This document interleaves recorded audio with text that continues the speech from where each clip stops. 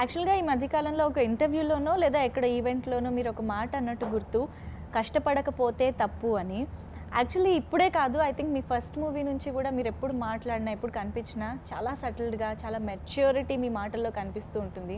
So దానికి reason Chiranjeevi గారు లాంటి ఐకాన్ మీకు చిన్నప్పటి నుంచే ఇంట్లో చూస్తూ ఉండడంనేనా, లేదా మీకే ఇన్బిల్ట్గా అలాంటి ఒక యాటిట్యూడ్ వచ్చిందా? అది ఆయన ఒక స్టాండర్డ్ సెట్ చేసి వెళ్ళిపోయారు మా అందరికీ. నేను తిరిగి వస్తున్నారు ఇప్పుడు.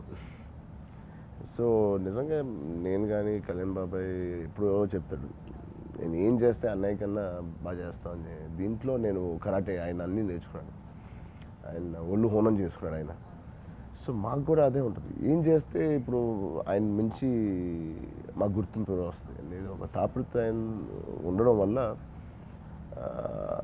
we try to do something ఎక్కువ and we try to push ourselves in terms of discipline or dedication towards work. అది ఆయన నుంచి నేర్చుకుంది.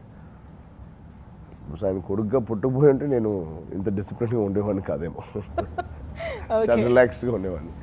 So do you discuss each and every project with your dad? Of course, everything.